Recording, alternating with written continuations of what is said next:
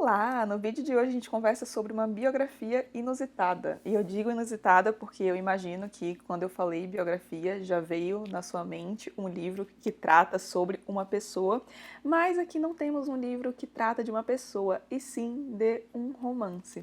Este aqui é O Ministério da Verdade e o seu subtítulo é Uma Biografia de 1984, o romance de George Orwell, do qual, aliás, já falamos aqui no canal, deixarei o link aqui no box de informações para a resenha. E o autor desta biografia aqui é o Dorian Lynskey, que é um escritor e jornalista, e ele justifica essa biografia, a biografia de um romance, com o fato de que, na concepção dele e de muitos estudiosos, não há nenhum romance do século XX que exerceu tanto impacto e tanta influência como 1984. E eu concordo com essa afirmação, porque se a gente para pensar, poucos livros, não só entre os livros do século XX, mas entre todos os livros que já foram escritos, poucos são tão conhecidos como 1984. Muitos já ouviram falar de Guerra e Paz, muitos também já ouviram falar de Ulisses. Por exemplo, se você perguntar a pessoas que não têm o hábito de leitura se elas conhecem esses títulos, elas provavelmente dirão que sim, mas imagino eu que dentre o público não leitor seja raro encontrar uma pessoa que saiba do que esses livros tratam, quais os temas que esses livros abordam. E 1984 não. Geralmente as pessoas conhecem tanto o título e também sabem, ainda que por cima, os assuntos dos quais o livro trata. Como diz o próprio Dorian aqui na página 12 do livro, 1984 continua sendo o livro a que recorremos sempre que a verdade é mutilada, a linguagem distorcida, o poder abusado, e ficamos curiosos para saber o quão piores as coisas podem ficar. 1984 não só vendeu dezenas de milhões de exemplares, mas se infiltrou na consciência de incontáveis pessoas que nunca o leram. Penso eu que esse é um dos maiores atestados da grandeza de um livro. E o objetivo do Dorian com este livro aqui é examinar a origem e o legado de 1984, ao mesmo tempo que mescla um pouco com a biografia do próprio George Orwell. Então ele vai na história do Orwell, pega o momento a partir do qual ele imagina que a ideia de 1984, os conceitos necessários para a escrita futura de 1984 surgiram, foram incrustados na mente do Orwell, e a partir disso vai contando um pouco da vida do autor pra gente, até chegar no momento no qual o Orwell efetivamente senta para começar a redação do livro, e também examina a repercussão do livro após a publicação e após a morte do George Orwell. E para isso ele divide o livro em duas partes. A primeira trata da origem do romance, então quais que foram os acontecimentos na vida do Orwell que possibilitaram com que ele pudesse escrever este livro. Fala também dos livros que inspiraram o Orwell, das pessoas que o inspiraram, dos precursores de 1984 e de tudo que levou à escrita desse romance. E a segunda parte trata do que acontece com o livro após a sua publicação, que também praticamente coincide com a morte do George Orwell, porque o Orwell morre apenas 6 meses após a publicação do seu maior romance. Então a gente vai conversar um pouquinho sobre as duas partes do livro e aí no fim eu faço algumas considerações finais, quando que eu recomendo a leitura, o que eu gostei do livro, o que eu não gostei do livro, mas vamos começar pela parte 1, que busca entender a origem do maior romance do Orwell. E, aliás, quem foi o George Orwell? George Orwell era, na verdade, um pseudônimo de Eric Arthur Blair, que nasceu em 1903 na Índia. A mãe dele era descendente de franceses e o pai era inglês e trabalhava para o Império Britânico no departamento de ópio. E o Orwell nasce no que ele chama de extrato mais baixo da classe média alta britânica. E é uma classe que, na concepção dele, sofre de um certo mal, porque tem acesso às discussões da classe média alta, tem as ambições da classe média alta, mas não dispõe dos meios necessários para atingir essas ambições. Então é o extrato que sofre de bastante frustração. Entretanto, apesar do capital limitado, ele consegue uma educação muito boa. Ele estuda em Eton, que é uma escola bem famosa, na qual, aliás, muitos escritores ingleses de sucesso estudaram. Ele consegue uma bolsa lá, só que lá já nasce um sentimento que o acompanha durante a vida inteira, inteira, que é um sentimento de falta de pertencimento, de inadequação. Ele ficava sempre no seu canto, só observando, julgando, vendo o que tinha de errado com a sociedade, como que ele achava que aquilo poderia melhorar, julgando os muitos intelectuais ali que falavam de diversos temas sem nunca tê-los realmente vivenciados. E esse é um aspecto muito importante para entender o Orwell, porque ele só gostava de falar daquilo que ele realmente havia vivenciado, e por conta disso, o Orwell se submete a diversas experiências extremamente desagradáveis unicamente para poder realmente conhecer aquilo e falar com propriedade sobre aquilo. E a primeira dessas experiências é a sua mudança para Birmânia, que é o atual Mianmar, onde ele fica durante 5 anos trabalhando para a Polícia Imperial Inglesa. Lá ele vê corrupção, abuso de poder, muita injustiça, e aí nasce um sentimento que seria muito importante para a redação de 1984 futuramente, que é a aversão a qualquer tipo de opressão. E posteriormente a isso, ele se coloca também em outras situações desconfortáveis que servem de base, inclusive, para o seu primeiro livro, que é o Na Pior em Paris e Londres, que relata as experiências dele vivendo na miséria realmente em Paris e Londres. Vocês lembram que eu falei que para ele só poderia falar sobre algo se realmente vivenciasse esse algo? Pois é, o Orwell busca entender o que realmente é a pobreza e para isso ele tem de se colocar numa situação de pobreza, ainda que temporariamente, mas ele vive realmente como indigente, vive nas ruas sem tomar banho, passando fome. São essas experiências que são relatadas no primeiro livro dele, que aliás ele já assina como George Orwell, pseudônimo esse cujo objetivo, reza a lenda, era poupar a família de vergonha caso eles não gostassem do livro, ou também poupar o constrangimento caso a carreira dele não desse certo. A partir disso ele escreve mais alguns livros que não fazem muito sucesso, vai conciliando a sua carreira de escritor com a carreira dele de jornalista, até que ele vai para a Guerra Civil Espanhola. Experiência que funciona como uma espécie de marco zero na vida do George Orwell. Ele estava ouvindo muito falar sobre aquela guerra e quer a todo custo ir para lá, tentar entender o que está acontecendo para além dos noticiários. E o Orwell já se dizia de esquerda nessa época. E aí, com o auxílio de um partido socialista pequeno e independente, ele consegue o seu passe para a Guerra Civil Espanhola e lá ele tem uma baita de uma decepção. Lá ele percebe que aquilo pelo que ele lutava no fim das contas, se parecia muito com o próprio inimigo. Ele faz a seguinte declaração: uma das consequências mais deprimentes dessa guerra foi me ensinar que a imprensa de esquerda é tão espúria e desonesta quanto a de direita. E além disso, nessa guerra, que foi um confronto indireto entre fascismo e comunismo, ele percebe que há uma intersecção bastante significativa entre fascismo e comunismo. Então, o culto muito forte a um líder, uma polícia secreta operando por meios duvidosos, a espionagem, controle da mídia e assim vai. E aqui a gente tem alguns relatos de companheiros do Orwell na Guerra Civil Espanhola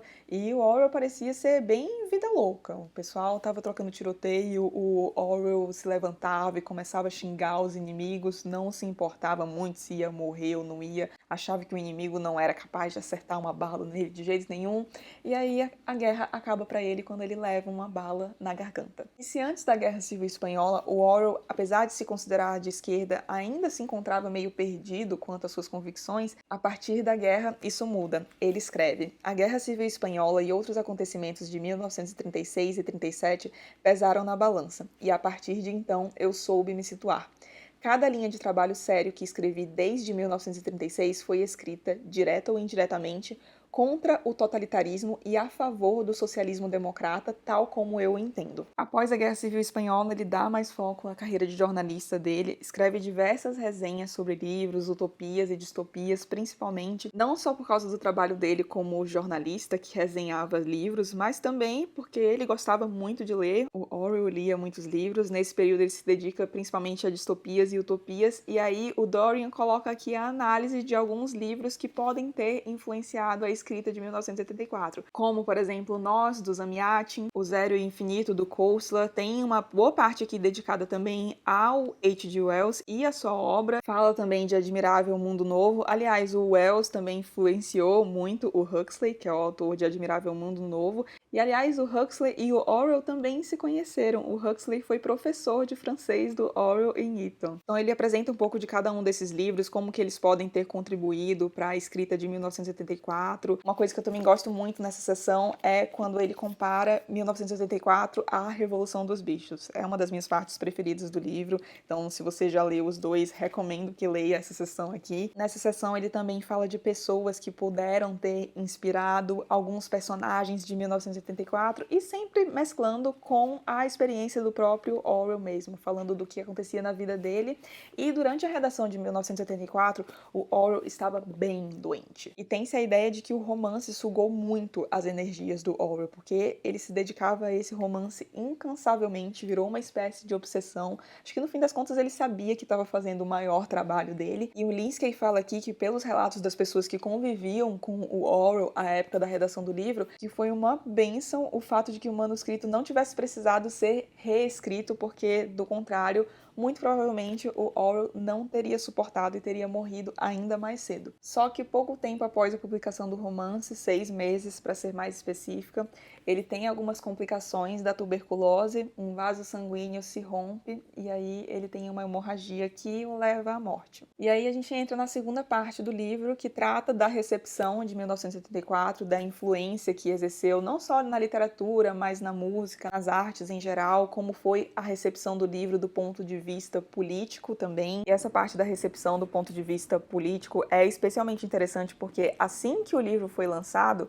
o livro já foi reclamado por ambos os lados do espectro. Os Estados Unidos, por exemplo, queriam vender 1984 como se fosse um produto anticomunista, como um livro que se tratava apenas da Rússia, e essa tarefa acaba ficando um pouco facilitada pelo fato de que a Revolução dos Bichos é nitidamente uma alegoria da Rússia stalinista. Então eles, de certa forma, se aproveitam disso para falar, olha, tá aqui ele criticando vocês de novo. Só que, ao mesmo tempo, também tinham os partidários do comunismo que falavam, não, isso aqui, na verdade, é vocês. E, infelizmente, a gente vê que tem isso até os dias de hoje. Eu falo bastante sobre essa questão na resenha de 1984, cujo link tá aqui no box de informações. E lendo isso aqui, lendo um pouco mais da experiência do Orwell, do posicionamento dele, é ainda mais triste ver como ambos os lados do espectro reclamam este livro aqui, se utilizam dele para atacar os próprios espantalhos. E eu digo que é mais triste porque certamente o Orwell ficaria extremamente decepcionado vendo como o seu livro está sendo utilizado. E quem disse isso não fui eu, foi o próprio filho dele. Mas a obra do Orwell claramente não chama a atenção somente de políticos. Um exemplo muito claro de pessoa que ficou muito interessada pela obra do Orwell foi o David Bowie, que queria fazer um musical com base em 1984, mas a Sonia Orwell, que é a segunda esposa dele, que ficou responsável pelo espólio, não cedeu a autorização, e aí o Bowie fica revoltadíssimo, mas compõe um álbum inspirado em 1984, que é o Diamond Dogs. E eu vou citar mais alguns exemplos que o Linsky dá aqui, só para vocês terem noção da influência desse livro, que vai muito além do que a gente imagina. Big Brother virando sinônimo para ditadores. Aqui na página 320 ele coloca o seguinte: não queremos nenhum cenário com o grande irmão, gritava John Lennon, cujo nome do meio era Winston, em Only People. Na seca e desdenhosa Big Brother de Stevie Wonder, o grande irmão representava o governo Nixon. O ditador de Orwell era agora outro nome para qualquer figura que encarnasse o poder. Ele fala aqui também do famoso comercial da Apple. Aliás, se vocês não assistiram ao comercial, eu vou deixar o link, tem aqui no YouTube, assistam que é bem interessante. Pouco antes da meia-noite do ano novo de 1983, um punhado de espectadores em Twin Falls, no estado americano de Idaho, foi o primeiro grupo a assistir àquele que seria o mais célebre comercial de televisão da década. Em 24 de janeiro, a Apple Computer vai lançar o Macintosh, diz o narrador. E você vai saber por que 1984 não será como 1984. O anúncio passa no intervalo do Super Bowl e olha o que acontece. Um publicitário rival observou com admiração que esse havia sido o primeiro anúncio no Super Bowl a conseguir que as pessoas nos bares comentassem um comercial em vez da partida. Outras obras que também são muito conhecidas e foram claramente inspiradas em 1984 são o quadrinho V de Vingança, do maravilhoso Alan Moore, e também o livro O Conto da Aya, da Margaret Atwood. Aliás, a Margaret era fãzona de 1974 e era uma das maiores partidárias da teoria do apêndice. Se você não sabe do que eu tô falando, eu não vou falar aqui para não dar spoilers de 1974, mas se você já leu o livro, livro, eu falo lá na resenha sobre essa teoria, e essa teoria é muitíssimo interessante. Aliás, sou bem partidária dela também, ainda mais depois de ler isso aqui, vale a pena dar uma olhada. Aqui ele fala também do programa Big Brother, que, meu Deus do céu, pra mim esse programa é bizarro, num nível, mas enfim, né? Sei que tem um monte de fã aí. Ele também ressalta aqui o quarto 101, que era onde morava o Neo de Matrix. Fala também de uma faixa do Radiohead, cujo título é 2 mais 2 igual a 5. Quem lê o livro sabe do que tá falando. E é um livro que até os dias de hoje permanece muitíssimo relevante. E a gente pode pegar 2 exemplos da história recente para ilustrar isso. Nos casos do Snowden e da eleição do Trump, quando aconteceram, as vendas de 1984 foram muitíssimo alavancadas na Amazon. Ele coloca esses dados aqui e é impressionante. Mas ok, já falei muita coisa sobre o livro, então vamos às considerações gerais. Primeiramente, se você está atrás de uma biografia do George Orwell, este aqui não é um livro para você. Conforme fica bem claro aqui no subtítulo do livro, o livro é uma biografia de 1984. Como eu acredito que ficou claro ao longo do vídeo, ele fala bastante da vida do Orwell aqui, mas muitas vezes são só algumas pinceladas e eu imagino que se você queira uma biografia do George Orwell, você vai querer mais detalhes do que o que tem aqui. Dito isso, qual é a minha opinião sobre o livro? Eu gostei, achei que foi uma leitura que valeu muito a pena, mas gostei com ressalvas. Vou falar primeiro do que eu gostei. Eu recebi este livro aqui enquanto eu relia 1984, então foi muito legal porque isso aqui realmente me ajudou muito a enxergar 1984 sob alguns pontos de vista diferentes, me fez também prestar atenção em alguns aspectos do livro para os quais eu não tinha dado tanta atenção antes, como essa teoria do apêndice, que foi até algo que já tinha me chamado a atenção, mas não tinha tanto embasamento como eu encontrei aqui. Me chamou a atenção também para muitos questionamentos no livro que ficam em aberto, várias questões lá são deixadas sem resposta, e ele comenta um pouco sobre isso aqui. Outra coisa que eu gostei bastante foi porque eu percebi algumas coisas que eu não havia percebido nessa releitura, e muito por causa disso aqui, alguns pontos falhos do livro, eu acho que eu comento isso também na resenha de 1984, enfim, foi uma leitura que realmente ajudou a enriquecer a minha releitura de 1984, e eu sempre falo aqui pra vocês, né, que entender o contexto e muitas vezes a vida do autor é importante pra gente entender plenamente uma obra que está sendo lida. Não é determinante para que você consiga aproveitar o livro, mas eu sou da opinião de que a sua compreensão fica realmente mais rica em boa parte dos casos quando você conhece um pouco da vida do autor e do contexto no qual ele vivia, e este livro aqui é perfeito para isso. Fora que é um livro muito bem pesquisado, o Dorian Lynskey fez um trabalho de pesquisa louvável aqui, então no geral eu recomendo bastante a leitura para quem já leu 1984, porque tem vários spoilers aqui, e principalmente para quem está planejando reler 1984, porque isso aqui vai enriquecer bastante a releitura de vocês aí. Agora, do que eu não gostei. Este livro certamente poderia ser mais curto. Eu acho que ele se demora muito aqui em algumas partes, principalmente quando ele vai falar dos precursores de 1984. Então, por exemplo, quando ele vai falar do H.G. Wells, quando ele fala também de O Zero Infinito, mas o que ele podia ter resumido mesmo é a parte que ele fala de um livro chamado Daqui a 100 Anos, Revendo o Futuro, que é de um autor chamado Edward Bellamy. Aliás, vocês já ouviram falar sobre esse livro? Porque eu nunca ouvi falar e parece ser realmente muito bom. E ele comenta bastante sobre esse livro aqui porque não apareceu nos escritos do Orwell e para ele isso é inusitado, porque tem muitos paralelos entre esse livro e 1984. É um livro que possivelmente teria chamado muita atenção do Orwell e aí ele estranha não encontrar nada do Orwell falando sobre esse livro. Então podia ter dado uma resumida aqui e também na parte do H.G. Wells, porque é detalhado no nível... Eu não tenho tanto interesse assim em ler a obra do H.G. Wells, confesso, mas se um dia eu vier a ler, e eu acho que vai acontecer porque é muito importante, então pelo menos uma ou duas coisinhas eu vou ler, eu vou vir até aqui consultar. E a minha outra crítica é citações demais. O livro tem muitas citações mesmo, ele também podia ter dado uma resumida nisso aí em algumas poucas linhas, em vez de colocar uma citação gigantesca. Mas, em geral, leitura que vale muito a pena, especialmente para quem pretende reler 1984 em algum momento. Se você tiver gostado do vídeo, não esqueça de deixar um like e de se inscrever no canal, caso não seja inscrito ainda. Um grande beijo e até o próximo vídeo.